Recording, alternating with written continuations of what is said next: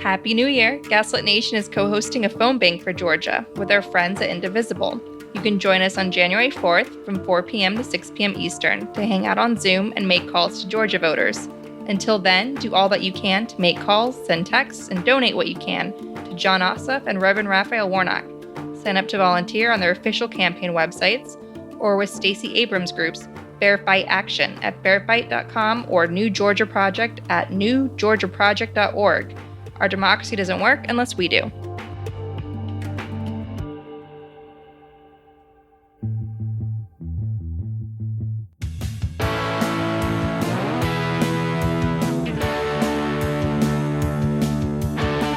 I'm Sarah Kendzior, the author of the best-selling books The View from Flyover Country and Hiding in Plain Sight. I'm Andrea Chalupa, a journalist and filmmaker, and the writer and producer of the journalistic thriller, Mr. Jones. And we are back in our conversation. Did you want to say it, Sarah? Oh, I just wanted to say, and this is Gaslit Nation, a podcast covering corruption in the Trump administration and rising autocracy around the world. That's right. And it's the holidays. And we are continuing our cheery discussion with the great Jennifer Taub, a legal scholar and advocate devoted to making complex business law topics engaging inside and outside of the classroom. Her research and writing focuses on corporate governance, banking and financial market regulation, and white-collar crime. Similarly, her advocacy centers on follow the money matters, promoting transparency and opposing corruption. Her new book, Big Dirty Money, The Shocking Injustice and Unseen Cost of White-Collar Crime, came out this fall. Taub was a co-founder and organizer of the April 15th, 2017 tax march, where more than 120,000 people gathered in cities nationwide to demand President Donald Trump's tax returns, which he still has not released. She is a professor of law at the Western New England University School of Law, where she teaches civil procedure, white-collar crime, and other business and commercial law courses, and was the Bruce W. Nichols Visiting Professor of Law at Harvard Law School. Taub has written for The Washington Post, CNN Opinion, Slate, The New York Times, Dealbook, Dame Magazine, among other outlets, and we are back with her on how we can demand accountability from the Trump crime family.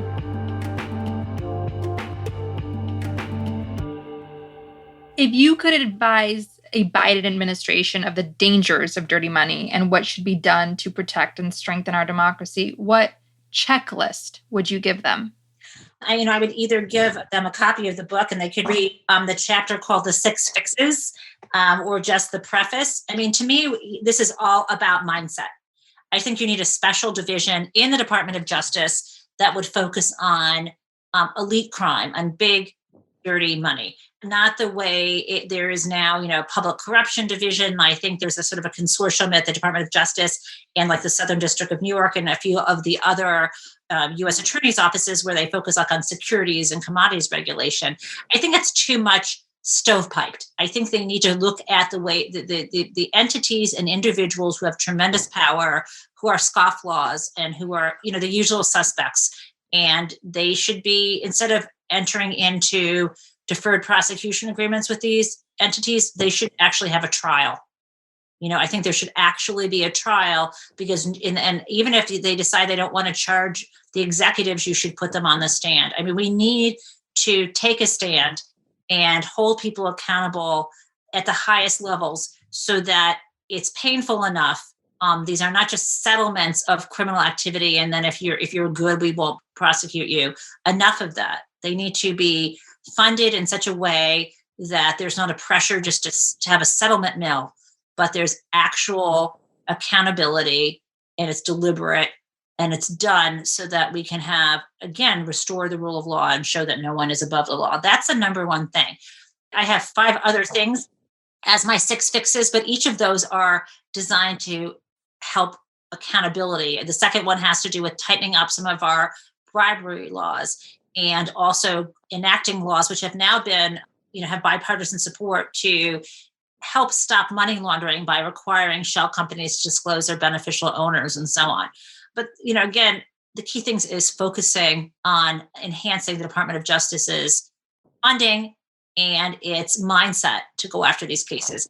I think the other thing to point out in my list of 6 fixes is that the Biden administration, to the extent it can encourage Congress to better fund independent journalism. That's important.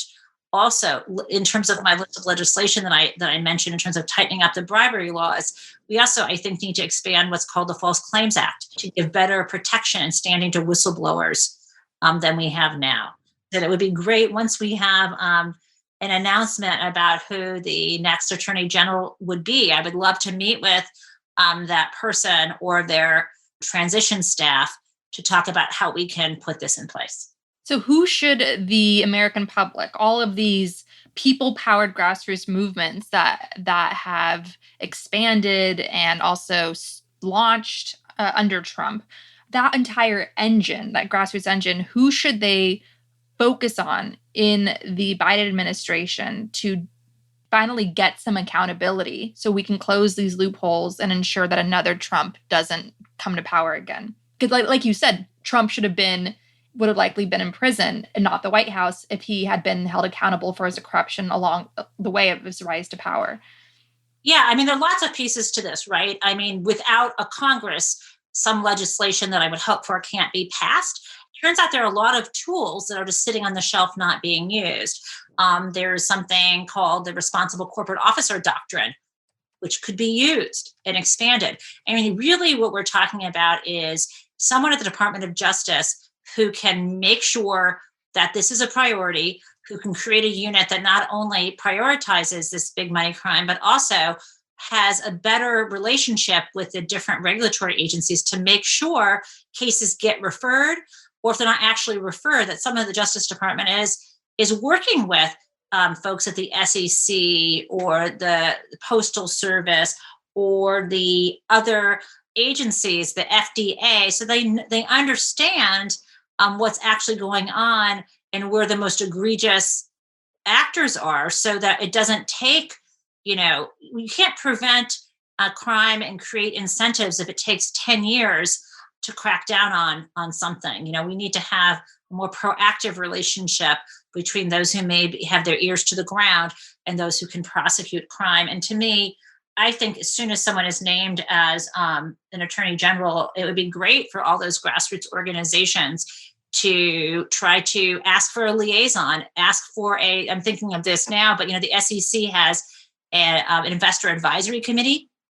I think the Department of Justice might want to set up some kind of advisory committee where you would have representatives from those who would represent victims, whether it's consumer victims, whether it could be, small business victims who play by the rules and end up losing customers because of, fly by night, or because of larger organizations who can cheat and just defend themselves in court. So, I think that they should ask for a seat at the table. Obviously, ongoing cases cannot be disclosed, but a seat at the table so they can keep letting people know that white-collar crime is not victimless crime, and can remind those who are supposed to be running a Department of Justice for all of us that white-collar crime is much more costly than street crime, and it should be prioritized.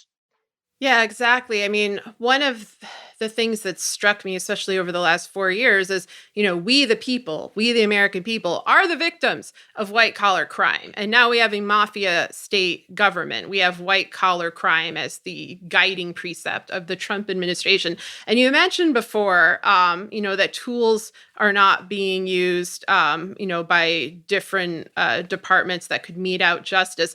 It reminded me of the complaints that the House, for example, the Democratic-run House, also is not using every tool available to try to enforce accountability. For example, they're not using inherent contempt. They stopped having hearings, basically. In spring of 2019, they had to be dragged to impeachment. What do you think's going on there? Because isn't it in their interest, both morally, but also just politically, strategically, to protect us, the victims of white-collar crime? I guess you're asking a couple different things, but I think I'm going to focus on why is it that sometimes people have tools before them that they don't use? And again, I think sometimes that is a mindset. I think that folks have forgotten to some degree how when Newt Gingrich came in the 90s, his so-called, I can't remember the real name, but I always call it a contract on America. Oh, the pact with America. Was that it? Yeah, but I call it contract on America. Yep. It's very difficult in systems, so you've got the House where they've got to be elected every 2 years, right? And you have the Senate where sometimes people stay on beyond their 6-year terms and they're reelected.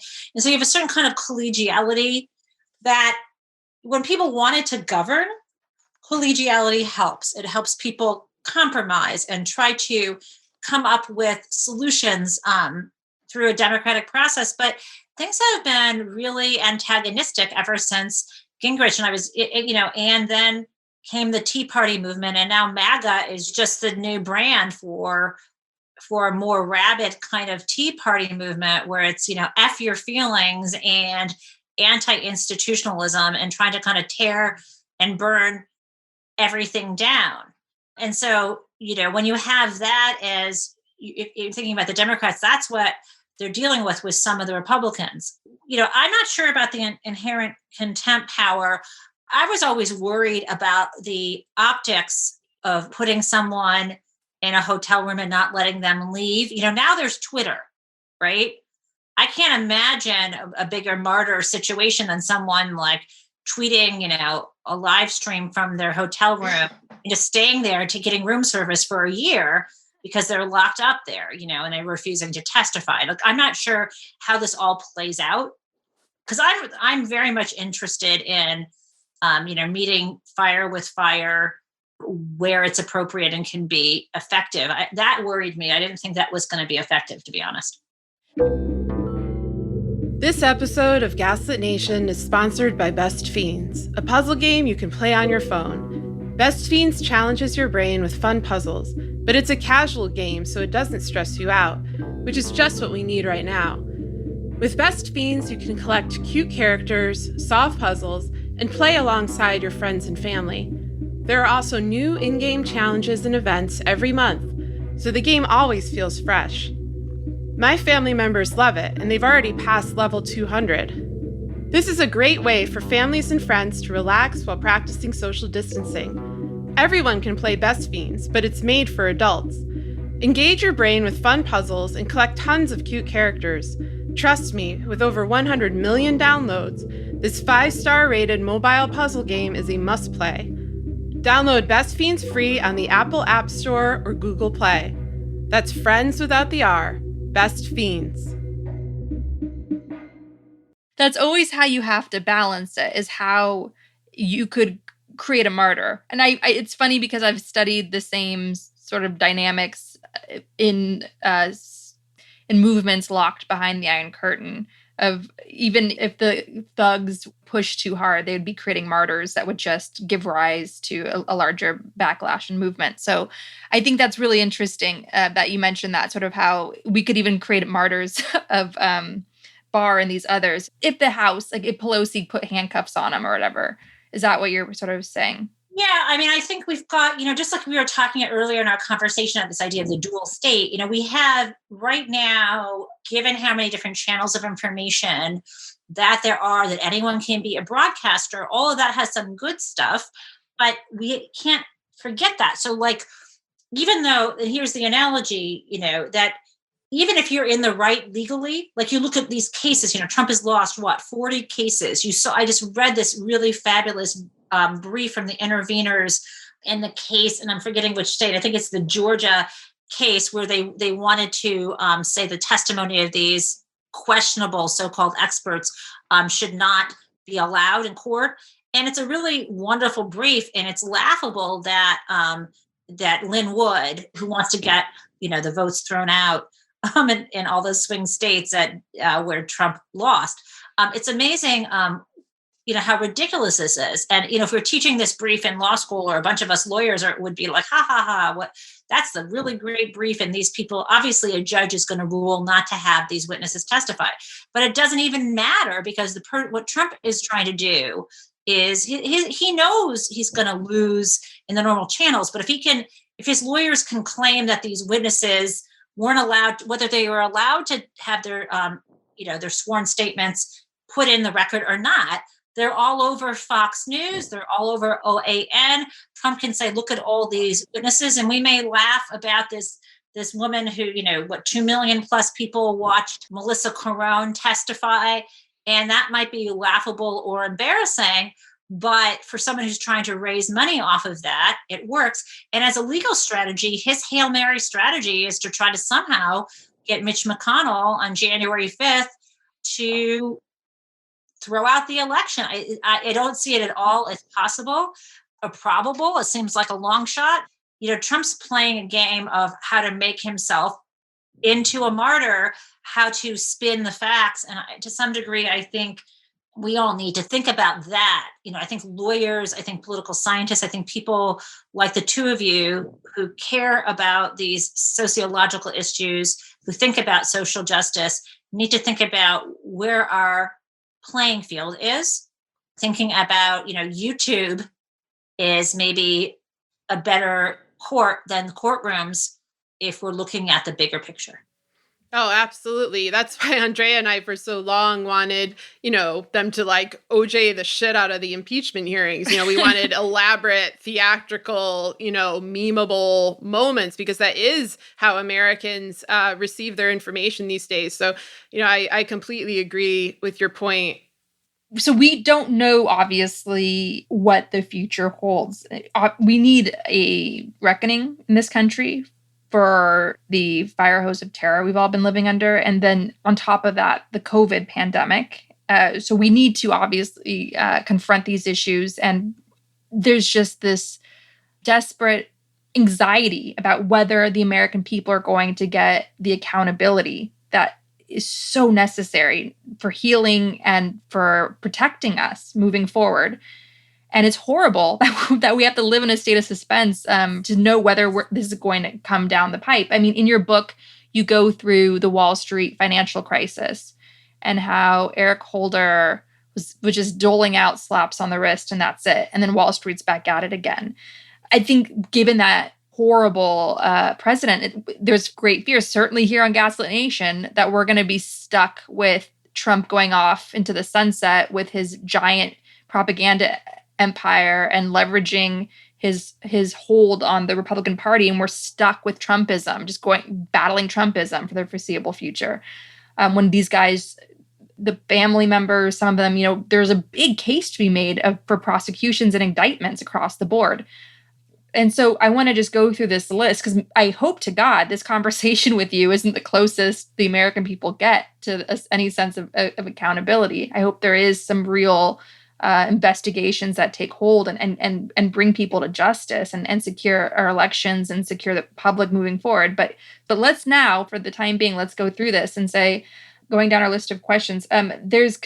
So with this concern, what are your thoughts that Biden's calls to unity and the Republicans putting pressure on him in Congress, certainly the Senate, will altogether allow Trump and those who are walking away from this White House with very serious allegations of corruption, that they might be let off the hook? Okay, so let's look at this from at the federal level and separately state and local. At the federal level, I like that Joe Biden is saying this is the People's Justice Department. It's not mine. And to me, personnel is policy. I hope that he appoints an attorney general who will be independent and won't take his sort of unity message to mean, and what some people seem to be whispering in Biden's ear. I hope that whoever the attorney general is independent and holds accountable those people who should be held accountable, whoever's left after the pardons, though. Because as we've talked about, Trump you can proactively pardon. By that, I mean, Trump can issue a pardon to an individual or to many individuals for actions that they took prior to the date of the pardon, even if that person has not yet been charged with a federal offense. And there's no question in my mind that we're about to see a whole slew of those. And so I'm not so sure that among the many people with whom he is closely associated, there'll be many left who have not received a pardon. Whether some of those will be challenged or not is a separate issue. And I do wonder if there is a situation where a pardon is given where it's not specific enough about the activity that the president is pointing to for a pardon, whether an attorney general might want to test one of those out, and charge such a person for something because it was not explicitly mentioned in the pardon. That could be interesting. Then, still at the federal level, we have Trump himself. He would be very stupid to try to do a self pardon. He'd be smarter to resign a couple days or a couple hours in advance and have Pence issue the pardon as the 46th president, when that would make Biden the 47th. But I use the word stupid, and he's done stupid things before. And the question is, what does he care more about, his own ego or the possibility of going to prison? What do you think on that one? I think he's going to be president in his mind for the rest of his life. So do you think he'd be willing to step down a few hours before noon on the 20th to make sure he gets a pardon? It would have to be like an hour before. It all has to be is 10 seconds. Yeah. Okay, so there's that. But he might not trust Pence, right? Exactly. So he might have to do it before, so then he can, if he doesn't do it, he can like throw him under a bus or something. Or maybe he has it, maybe it's already been signed by Pence and he has it in his pocket, right? That's what he should do. I'm not advising, this is not legal advice for him. I'm just saying, if I were him, that's I think that's the most likely thing, because like any aspiring autocrat, he's paranoid and he's going to want to see it in writing. And he's been dealing with these sort of mafia type secret document NDA reassurances for his whole life. So I think that's actually a pretty likely scenario. And I hope he doesn't listen to this show and get it from there if he hasn't thought of it. Maybe we're not predicting things. Maybe we're inspiring things. Anyway, go on. That's kind of the federal level in terms of criminal stuff. There's nothing stopping the House or Senate from holding hearings and doing something similar to the Financial Crisis Inquiry Commission or the 9/11 Commission, where Congress passes a law to have a commission set up so we can actually have a document, and those can be very helpful for historians. There's so many corrupt things that went on during this administration. There should be something about the coronavirus, but the trouble is there's so many different things. Which one do you choose to do that on? But in terms of criminality at the state and local level, as everybody knows or should know, the president's pardon power does not reach. We have federalism and we have independent state and local prosecutors. So we can just look at the state of New York and the county of New York. To see what's going on there. We have Cy Vance, who's the district attorney for in Manhattan, which is New York County. He's got this ongoing case. It's been going on for 2 years. There's a grand jury, and he revealed in one of the filings in September some great detail about what he's investigating Trump for. We're talking about these are all criminal investigation for insurance fraud, for tax evasion, and for the state equivalent of bank fraud, which is grand larceny and a scheme to defraud.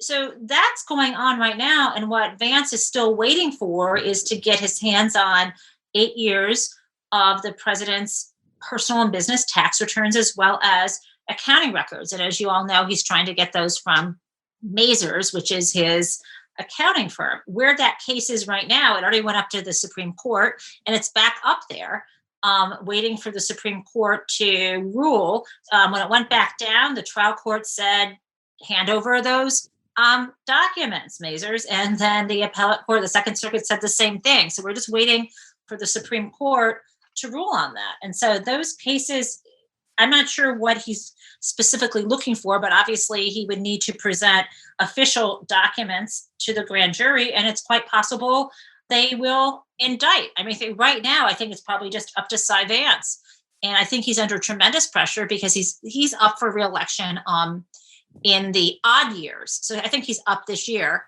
In 2021. Yeah, and he's got a lot of people running. I'm just curious, given his track record where he let off the hook Jeffrey Epstein, Harvey Weinstein, Dominique Strauss-Hahn, and of course, Ivanka and Donald Jr. after Trump's lawyer gave a donation to his political campaign, do you think that Cy Vance will pursue indictments against Trump? Well, he went this far, so I hope so. I don't know what he will do or what he won't do, but I can only say, why would you have a grand jury investigation for 2 years? I don't remember for sure with the Soho case. I don't remember whether there was a grand jury there and then he just dropped it. I cannot remember how far those cases went, but I do know that we'll know soon with that. And my fear, though, is if he decides to back off of it, what's happened to the statute of limitations, right? What will happen in those cases? And just to be clear, although Cy Vance is a district attorney for a county, he has the authority to enforce the New York state criminal laws. Then you have Tish James, the attorney general of New York, who's got what right now appears to be a civil case. Oh, wait, let me just add one more thing. I forgot. There was a recent case involving Ivanka that both Cy Vance and Tish James are looking at. And this is, you know how the New York Times just got its hands on 2 decades of Trump's tax returns.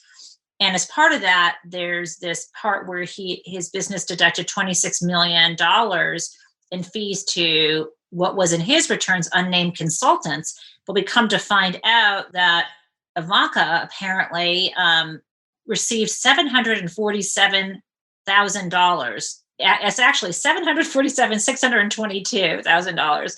So what's interesting here is she had some sort of filing and that matched up with her. So it looks like while she was working for the Trump Organization as a full-time employee, she was also somehow paid consulting fees of that amount. And it's just such a weird number. And just to be clear, it's not unlawful for a business to pay consulting fees, but they're supposed to be reasonable. And you're actually supposed to do the work. Although she says it's a fishing expedition and it's a witch hunt or something like that, I've yet to see her produce any kind of information about what she did for that $747,000+ and why it should have been paid separately from the regular work that she was doing. So that's part of the investigation right now, I believe, both from Tish James as well as the criminal investigation. It might be part of what Cy Vance is also looking at. Yeah. So Nick Akerman, the Watergate prosecutor, he commented that Ivanka Trump, what it looks like, according to the Times reporting that was going on here, could qualify as tax fraud, and that any good prosecutor could make a case to indict Ivanka. I mean, I think that one of the tricky things with any kind of federal felony is having evidence of their mental state. But I think I would want to... Well, good luck with Ivanka on that one.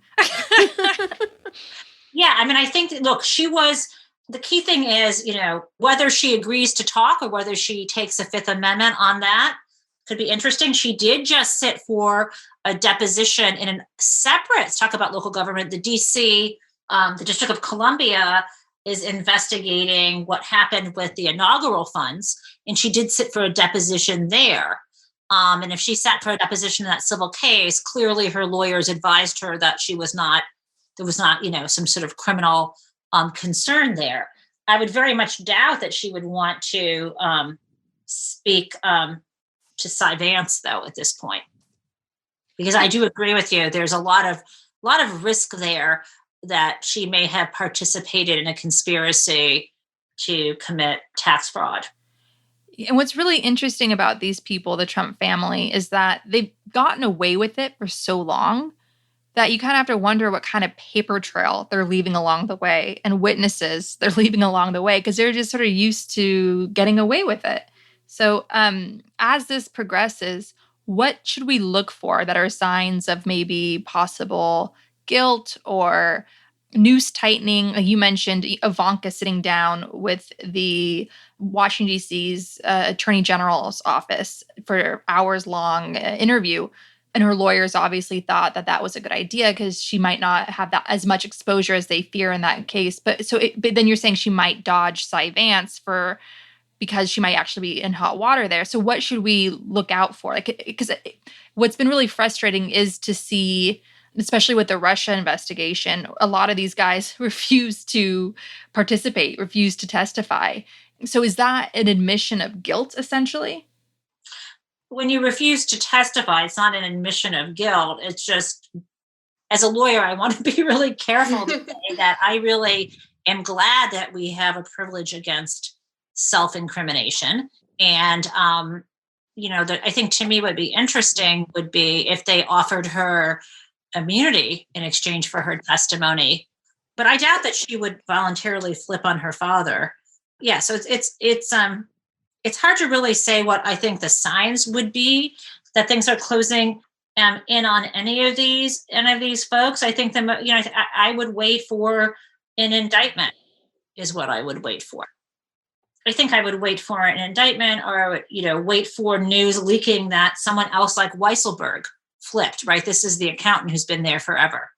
There are all these people whose names came up and we've kind of forgotten that were involved here. There's also the fact that you've got these siblings. You've got Eric and Don Jr. and the Ivanka. idiot sons, as we call them. And, well, will they turn on each other? Are they going to all hold together? And then there's poor Tiffany. I keep wondering, no one talks about Tiffany getting a pardon. I wonder if she's going to go hold up a jewelry store just so she can be in on the action and have Dad come help her. It's hard to really know. Yeah, no invite to the pardon party for Tiffany. So what about Paul Manafort? So on his way out, obviously, so Paul Manafort didn't flip. And that is something I predicted in early 2017. I said that Paul Manafort is so dirty, he's going to go shooting his way out. If he gets pardoned, what then? Is he just back at it, being, just destabilizing democracies in Ukraine and elsewhere? Is he going to be popping up on Chuck Todd's show, Meet the Press, just having a run-of-the-mill conversation? He's out of prison, as we mentioned. And if he's pardoned, then there's no chance, then he can get off his little ankle bracelet and go out and, destabilize democracies. Yeah. So, but in reality, though, if he's pardoned, that means that he could be compelled to testify. And I'm not sure who, again, depending on what the context would be for and who the case might be against. But even if you're compelled to testify, and you don't, and that could be considered obstruction, he's not afraid of prison, right? So I don't think you're going to get this guy to sing no matter what. I think there are threats to him worse than prison and worse than death that would keep him quiet. What do you think they are? I mean, he's very tied to Eastern European organized crime figures, right? And if I were Paul Manafort, I would be as quiet as I could. Again, I'm not giving anyone advice, but one thing from the beginning is you try to look at people. If you want to predict what someone's going to do, you maybe look at the things everyone says about them, imagine they're true, and then imagine they're them. Yes. Thank you. I mean, this is what's driven Andrea and I crazy, because we've been able to predict what everyone is going to do by doing exactly what you said, getting in their heads, looking at their past, looking at their actions, looking at what they have to gain. And it's kind of been a little confusing to us that the Mueller probe and other people who do this professionally for a living and have for several decades seem to be unable to profile people like Paul Manafort who are in the public eye. But wait, so do you think people are just incapable, or do you think it's plausible deniability? I think it's plausible deniability, and they're letting these guys off for some reason. And, I kind of get into that in my book, and Hiding in Plain Sight, because of things like that Mueller speech that we read at the beginning of the show. Like, clearly Mueller knows about this organized crime syndicate. He knows about Semyon Mogilevich. He knows about the ties that people like Manafort and Trump and others have to that operation and how incredibly dangerous it is. So he's not naive, and therefore it's very difficult for me to think that he simply didn't know, or that this was a matter of protocol or mean tweets or whatever kind of excuses that they bring out. It's mysterious to me, honestly. I feel like it's probably a combination of threats to people's personal safety and complicity, depending on the individual in question. I certainly hope he learned his lesson. It's like, what? They'll never learn. The lesson is that they can get away with whatever they want because no one does anything about it. That's the lesson they learned. Yeah, when he was elected, I mean, Trump is a con artist and a crook, and he was able to make money by exploiting people's sense of hope, greed, and grievance, and that's who he has always been. And, having written my first book about the financial crisis, it's sort of a nonfiction narrative, but it compares the savings and loan debacle to the 2008 meltdown. And the SNL debacle, what it had sort of, there's a lot they have in common, but there are all these sort of crooks running these savings and loans at the time. And one of the things that would happen is you'd have this crooked guy running a savings and loan that's going broke. And instead of shutting it down, the regulators would then let them merge with a larger organization, thinking, oh, that will do it. That will help them clean up their act. You're the audience in the movie going, no, look behind the door. It's bad. And so when Trump was elected, I was like, oh my God, we're in so much trouble. And I remember people saying, give him a chance. I feel like he's had the chances. Mm-hmm. Yeah, exactly. Like 40 years of chances. That's the problem. And I honestly, at first I told myself, I'm like, was that just a shtick? And will this big office, I thought he would actually be controlled by the apparatus, that somehow he would be like odd and he would just sort of play golf and let others run the show. And I was worried that Pence was going to be in charge. I guess I underestimated how much his ego, I knew he was a crook, but I thought he was a lazy crook. I didn't realize how big his ego is. And that's why, in part the mess we're in. I probably also didn't realize until December of 2016 how compromised he was. I knew he was a crook, but I don't think I realized how much Putin had on him, which I still think is true. Well, they kept presenting him as a neophyte, whereas in reality, he had run or almost run for president in 1988, 1996. He ran in 2000. He ran in 2012. This was something he'd been thinking about for a long time, was being a president of the United States. And that idea occurred to him right after he went to the Soviet Union on July 4th, 1987. And so that relationship has been there for a long time. And coming back to well, where were you, Mueller, evolving crime threat, because it's not like I found this out through some deep, hard research. I merely read some basic biographies of Trump, Wayne Barrett's work, David K. Johnson's, or The Art of the Deal, where Trump confesses everything in his own book. And I'm he's I have nothing to do with Russia. I've never been involved in there. You open up The Art of the Deal. It's on July 4th, the Soviets flew me to Red Square. I'm just come on, man. Manafort and Yanukovych, that's the same as the Trump story. And it's just really, it's sort of hard to be watching this and say, I can't be the only one seeing this, right? But it is this process of this kind of, some people have the ability to constantly forget what we just learned the day before or the week before, right? And I just can't let go of information. So I think maybe that's part of the problem. It's weird that we should all be rare. I know everyone's overwhelmed. We've had an incredible number of crises. Obviously, you have a pandemic. It screws with your sense of time, all of this stuff. But for folks whose job it literally is to know the basic facts of who is Paul Manafort or Bill Barr, another classic example where everyone was well, Bill Barr wouldn't do anything unethical. I'm literally, Wikipedia, first thing you're going to see is he's the GOP cover-up guy. He's been called that by people like William Sapphire, noted conservative. It's very strange to me, that we are having this kind of anomalous conversation and the rest of the world is checks and balances and, It could be that. What was your undergraduate major? My undergrad major was history. My PhD was anthropology. My undergraduate major was history. Raw history nerds. Well, interesting. I was an English major, but I really always liked narrative nonfiction. So maybe there's something there. Mm-hmm. I think there's something, yeah, you're always interested in the past and the connections and things repeating in these cycles. And when you have this kind of news cycle environment, it's very damaging, I think, to our collective understanding of what are very complicated events. You're a legal expert, so you understand the legal minutia much more than the average person. Andrea and I spent our careers studying autocracies and kleptocracies, so obviously we understand that more than the average person. To understand Trump, it's you need those two specialties, plus financial expertise, plus media expertise, plus, organized crime expertise. It's really daunting. It just goes on and on because he's managed to encapsulate every disaster.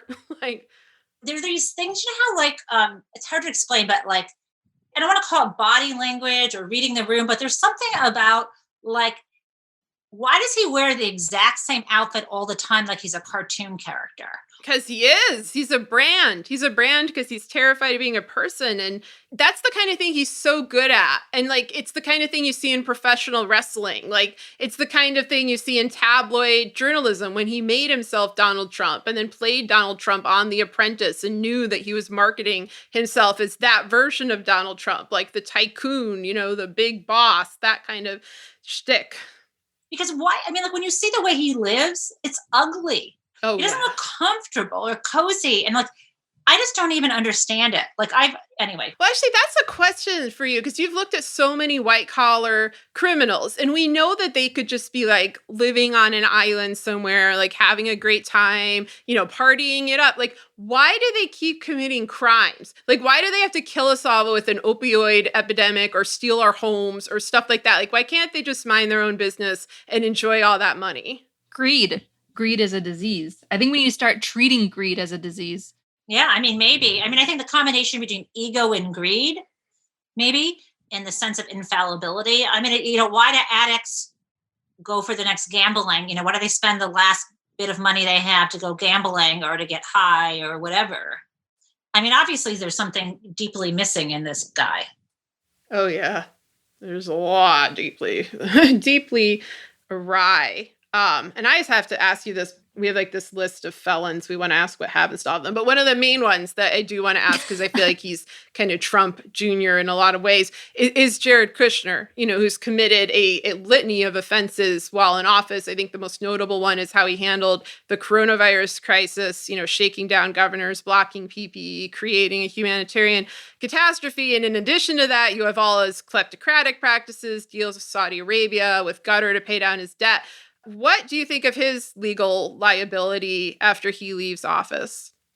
You forgot to mention whatever he's doing in Saudi Arabia right now. Oh, I said Saudi Arabia, Israel, Qatar, Russia, China. Like, I mean, I can pick a country, any country. Jared's done a dirty deal. One of the complicated things is this concept of sovereign immunity. And I'm not an expert on it, but you know, what gets complicated is the actions that he took while he was in office, and the exceptions to the shield of sovereign immunity is a whole separate question. But when you talk about things, you know, to the extent that mere incompetence, well, let me just put it this way: trying to get revenge on states because they're led by Democrats and therefore not wanting to send masks or not wanting to organize the COVID response better. Unfortunately, you know, even if he was doing it out of revenge, when we look at the Bridgegate case, the honest services fraud case, because it was not, if you can't show some sort of personal benefit, that's not going to fall under like the wire fraud statute. But if you look at other stuff he did, to the extent he was involved in, you know, there's no hard evidence that there's any kind of quid pro quo bribery going on. But if there were such an investigation, maybe, you know, this is a guy who's always looking for money because there's always a big bill due for his father's enterprises. So I can't imagine Trump leaving office without pardoning Jared for anything he's done. So, you know, part of it is I think a lot of these folks will have clean slates, but you mentioned OJ earlier, and, you know, OJ never went to prison for murder because he was acquitted by a jury, even though he was held liable for Nicole's death later. But he did go to prison for something stupid involving, what was it, a Las Vegas hotel room and maybe some... I think he stole his trophy back or something like that. I can't remember. Yeah. People, you know, if we've learned anything, you know, it's hard to teach an old dog new tricks. I mean, so I think we should just stay tuned to see what these folks are up to later, because I think they've only gotten around and survived through drifting, and they have a lot of bills coming due. I mean, the thing that scares me, though, is like I was never worried that OJ, now free, was going to come and kill me. But I am worried that all of these people, Kushner, Manafort, Flynn, etc., Ivanka, Trump, are going to kill me or us collectively through things like their use of classified information that they got in the White House, their kleptocratic dealings, their desire for revenge, their desire to break up the country. Like, there's a different kind of incentive. You know, it's not about punitive aspects. It's not about like, let's make them feel bad, let's get revenge. It's about protection and national security. Like, Do you think an attorney general in a Biden administration will contend with that argument? Like there are people like Paul Manafort or Roger Stone, are just very dangerous. They're dangerous threats to American security, and they've proven themselves to be. What does it mean to have them running around with classified information, able to do whatever they want? So again, I think there'll be pardons for people. And the question is, any activity that you engage in after the pardon, to the extent that they think that someone's running around with classified information, if you're still running around with it after the pardon issues, and that could create a new crime, right? And, when you think about someone like Roger Stone, I mean, he's been a menace to our democracy since the Nixon era. And, I think that the problem is when you have just a few of these dangerous true believers running around, but when you have someone who in a family who may have the support of 70 odd million people, it is something to be concerned about. And I just hope the Trump dynasty kind of ends and we don't have to see another one of them run for office in 4 years. Oh God, yeah, that would be that would be a blessing for us all. But I just get scared about how they're going to operate on the outside, because we definitely saw this throughout the administration. People like Bannon, for example, having an enormous amount of influence on the administration, even after he'd officially left it. And I think the same is true for Flynn and even for Manafort in prison. Why do you use the word afraid? I mean, let's assume it's going to happen. Well, because they want to kill people. And I live in a state that's taken the brunt of a lot of dark money, dirty money, GOP policies, and white supremacist fanatics. And so I sort of have lived my whole life watching this country die, watching people let in, watching innocent people get victimized. I mean, I think it kind of goes back to what you were talking about before, that white collar crime has real victims, and kleptocracy has real victims. And when it's unpunished, they'll just commit the same crimes over and over. Like you just said, like Roger Stone has been committing these kind of illicit ventures since the Nixon era. Same with Manafort, same with Trump. And if they'd all been dealt with earlier, we wouldn't be in this crisis now. So my assumption is that the crisis will continue to get worse if they're not brought to justice, because they aim to hurt people. They're sadists, for one thing. They're not just greedy. They're overtly sadistic, and they're going to be mad, and they're going to be, vengeful. People who want to have this kind of power and money and corruption are going to continue. And it's been the story since the dawn of time. I think what the rest of us are looking for is good health care, education for our kids, safe place to live, and so on, right? Opportunity to work if we have the capacity to work. And so I think instead of just saying we need to punish the people who hurt us, I think we need to make sure that the public has good health care, rehab facilities, elementary school, free, preschool, elementary school, high school, and opportunity for free college, the way it used to be when I was a child in California. You could have it, free. If you got admitted to one of those universities, you could go. So if we talk about what we need, then we can talk about why don't we have that? We have incredible resources. We're a, very sophisticated society, and there's no reason why all of that should not be available. And if we start with that starting point, that's important. I mean, and I think that if we think those are the kinds of ways we make demands. And when we hit the obstacles saying, well, we can't afford it, then read Stephanie Kelton's book, right? Get rid of PAYGO. If we say we can't afford it, and we still have these restraints on printing money, then I say, then tax people more. Mm-hmm. In other words, I think part of what happens is that this kind of kleptocracy and what ends up happening is the rich are getting richer, not just because of what Piketty says about returns on investments increase more quickly than wages. People are getting wealthier because they can, do things like invest in monopolies, because they can cheat, because of all these things. And the very fact of so much wealth inequality gives some people too much power, allows them to change the law so they're taxed less. And this thing gets, it's not possible to have a democratic system of self-government with such inequality. So focusing on the inequality and at the same time that we focus on the accountability, I think gets us to a better place. Yeah, and that goes back to the earlier discussion about gaslighting and white collar crime. I understand the appreciation of white collar crime, the birth of that term, how revolutionary that was, because before there was just crime, and that was mainly poor people, people of color. That was considered crime in America. And then white collar crime, this new concept was born, and suddenly you have a new name for corruption, essentially. But white collar crime, it just feels so delicate. You just think of a nice, crisp white collar. And really what these guys are doing, like Paul Manafort, classic case, it's blood money. And blood money is inherently violent. Like I can't get out of my head the images of Ukrainian protesters that were beaten up or shot by government snipers of a government that he was actively advising at the time and made a lot of money, profiting from helping bring them to power and furthering their influence abroad. And so I think I personally think, as reading your book, that the term white collar crime is gaslighting because it separates us from the violence of what they do and the lives that are destroyed. And it puts them in this, these guys get lenient sentences because they're not inherently violent. They're not these quote unquote animals we have to lock up because they're just going to lash out and rape our white women. Like, that's like what I think of when I think of white collar crime. And you talk about white collars and clean and money laundering, all this language to try to clean up the bloody, dirty, dangerous reality of it. And I think that's why I only use the term white collar in the subtitle, but wanted to emphasize that this was a big deal and that it's dirty. It's not clean what they're doing.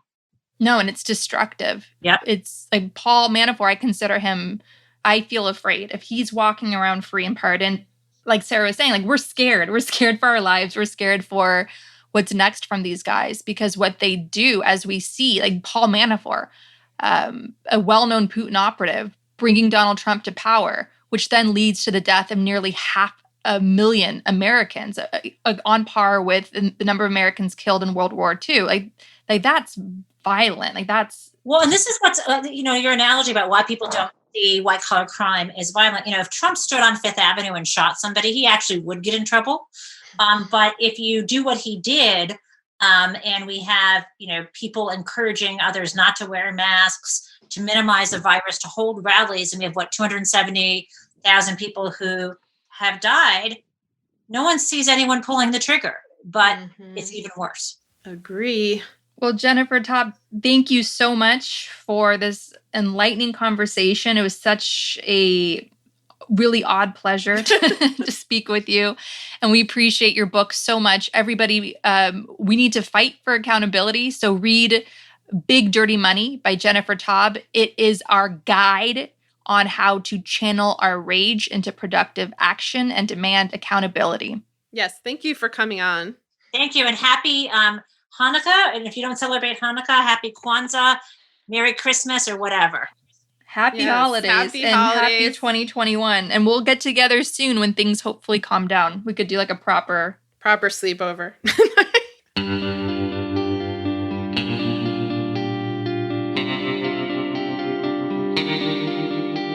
Our discussion continues, and you can get access to that by signing up on our Patreon at the Truth Teller level or higher. We want to encourage you to donate to your local food bank, which is experiencing a spike in demand.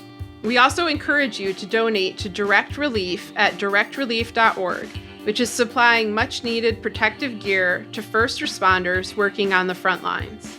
We encourage you to donate to the International Rescue Committee, a humanitarian relief organization helping refugees from Syria. Donate at rescue.org. And if you want to help critically endangered orangutans already under pressure from the palm oil industry, donate to the Orangutan Project at theorangutanproject.org. Gaslit Nation is produced by Sarah Kenzier and Andrea Chalupa. If you like what we do, leave us a review on iTunes. It helps us reach more listeners. And check out our Patreon, it keeps us going. And subscribe to us on YouTube. Our production managers are Nicholas Torres and Carlin Daigle. Our episodes are edited by Nicholas Torres, and our Patreon exclusive content is edited by Carlin Daigle. Original music in Gaslit Nation produced by David Whitehead, Martin Vissenberg, Nick Farr, Damian Arriaga, and Carlin Daigle. Our logo design was donated to us by Hamish Smith of the New York-based firm Order. Thank you so much, Hamish. Gaslit Nation would like to thank our supporters at the producer level on Patreon: Lex Reed, Andrea Scalzo, it could be Andrea, Melissa Howland, Karen Heisler, Jordan Sanders, Persis Levy, Ann Bertino, Chris Bravo, Stephanie Brandt, MD, Rachel Winder, Stephanie K. Reasoner, T.R. Dunstan, John Millett, Michael Finn, Chris Ash, Kike, David East, Shannon Nacy, Ida, Chris Fellow, Dodie Pop, Kristen Bredemus, Suzanne McFadden, Gabriel R., Ben Wheaton, Joseph Mara Jr., Amy Timon, Susan L. Powell, Michelle Sweargan, Rich Halcomb, Sean McDonald, Jeremy Thompson, Thomas Scheib, Kelsey Malsom, Julie Matthews,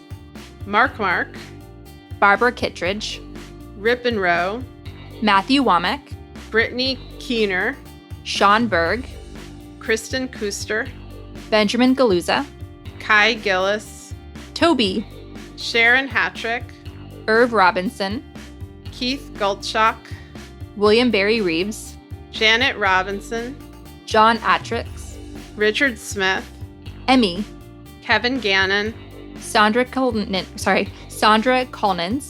Michael Steineth, Oliver Ash, Ren, Kat Cooper, Katie Masuris, John Laughlin, Charles Othier, Jeff Thompson, Evan Rosemore, Chip Salzenberg, Ray Alba, Heather Sharma, Leo Chalupa, Carol Golstad, Michael Wooldridge, Greg Kreimer, Jason Benke, Marcus J. Trent, Joe Darcy, Ann Marshall, Jeremy Lewis, Victoria Nordgren, Solomon Hikes, George Hughes,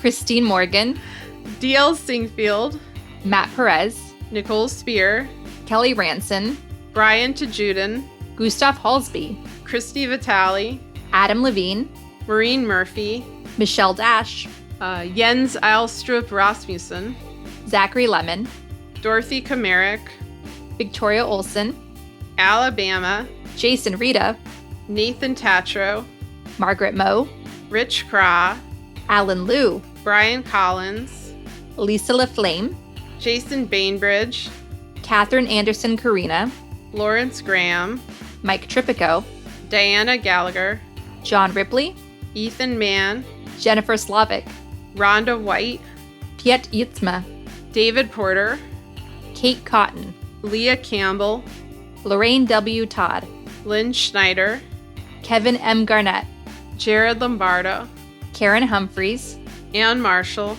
Arena Guardia, Eric Kaplan, Sonia Bogdanovic, Pam Paris, and my mother, Tanya Chalupa. Thank you all for your support of the show. We could not make Gaslit Nation without you. Thank you.